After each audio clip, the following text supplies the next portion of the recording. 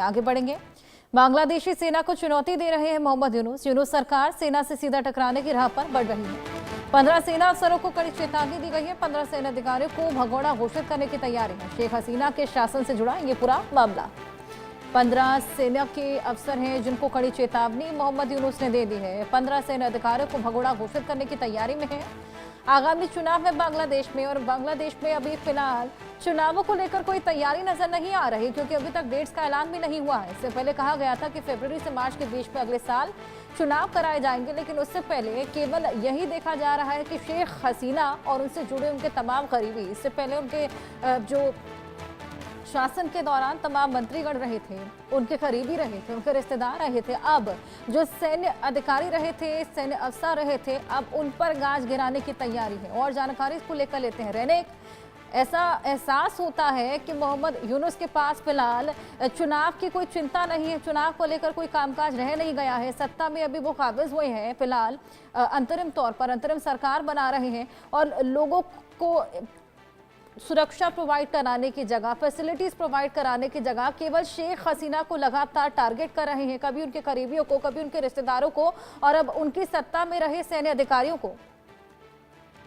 हाँ, एकदम देखिए, मोहम्मद यूनुस सत्ते में आने के बाद से लगातार अगर देखा जाए तो शेख हसीना के ऊपर ही टारगेट था। सिर्फ शेख हसीना नहीं, उसके साथ साथ आवामी लीग के ऊपर ही लगातार टारगेट जो है वो मोहम्मद यूनुस की तरफ से किया जा रहा था। और अभी जो देखने को मिल रहा है कि अभी सेना अधिकारी उनके साथ डायरेक्टली टकराने का कोशिश कर रहे हैं मोहम्मद यूनुस, क्योंकि आईसीटी यानी इंटरनेशनल क्रिमिनल ट्राइब्यूनल उनके तरफ से अभी 15 सेना अधिकारी उनके खिलाफ में भगोड़ा घोषित करने का जो प्लानिंग वो किया जा रहा है। क्योंकि आईसीटी की तरफ से कहा गया है कि अगले जो डेट दिया जा रहा है उसका ट्रायल का, उस ट्रायल में अगर ये 15 लोगों को कोर्ट में पेश ना किया जाए, कोर्ट में अगर वो हाजिरा ना दे, तो उनके खिलाफ में अरेस्ट वारंट जारी किया जाएगा और उसको उन लोगों को भगोड़ा घोषित किया जाएगा। ये मामला क्या है? ये मामला है शेख हसीना के टाइम पीरियड में आवामी लीग जब सत्ता में था, ठीक उसी टाइम पर ये 15 सेना अधिकारी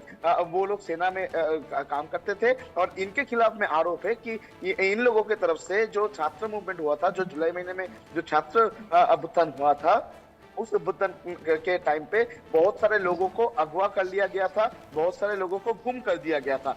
इनके खिलाफ में ये अफवाह लगाकर इनके खिलाफ में कार्रवाई चालू किया गया है। सिर्फ इनके खिलाफ में नहीं, इनके अलावा भी शेख हसीना और शेख हसीना के पॉलिटिकल पार्टी यानी आवामी लीग का सपोर्टर्स, आवामी लीग का एमपी मिलाकर कुल मिला के 16 लोगों के खिलाफ में इसके पहले ही जो अरेस्ट वारंट, जो लुकआउट नोटिस वो जारी कर दिया गया था आईसीटी की तरफ से। और अभी आईसीटी प्लान कर रहे हैं कि ये जो 15 सेना अधिकारी के उनके खिलाफ में भी ये जो लुकआउट नोटिस और अरेस्ट वारंट ये दोनों निकाला जाए। यानी एक तरफ अगर देखा जाए तो मोहम्मद यूनुस सत्ते में आने के बाद से इलेक्शन किस तरीके से होगा, इसको लेकर मोहम्मद यूनुस का कोई चिंता नहीं है, क्योंकि इलेक्शन अप्रैल महीने में होने वाला है। मगर अभी तक अगर देखा जाए तो इलेक्शन को लेकर कोई प्रिपरेशन बांग्लादेश में देखने को नहीं मिल रहा है।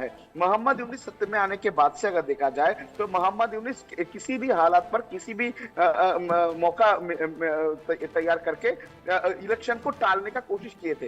तो अभी अगर इलेक्शन के ठीक पहले जब इलेक्शन डिक्लेयर होने वाला है, इलेक्शन का डेट डिक्लेयर होने वाला है, ठीक ये टाइम पीरियड पे मोहम्मद यूनुस की तरफ से अभी देखा जा रहा है कि सेना अधिकारी जो है उनके साथ डायरेक्टली टकराने का कोशिश किया जा रहा है। तो इसी जगह से एक सवाल बार बार से पैदा होगा, क्या यही मोहम्मद यूनुस एक मौका तैयार करने का प्लान कर रहे हैं कि किसी भी हालत पर जो सेना है, सेना के साथ डायरेक्टली टकराया जाए, बांग्लादेश का जो लॉ एंड ऑर्डर सिचुएशन उसको बिगड़ा जाए, और इसी मौका का बिल्कुल कहने को नोबेल पीस लॉरेट हैं और पीस बिल्कुल कायम नहीं कर पाए हैं, लगातार अशांति की व्यवस्था बनी है। अब चुनाव हो भी पाएंगे या नहीं, ये भी बेहद बड़ा सवाल। आप इस खबर पर नजर बनाए रखिएगा। फिलहाल बहुत शुक्रिया तमाम जानकारियों के लिए, और अब खबरों को देंगे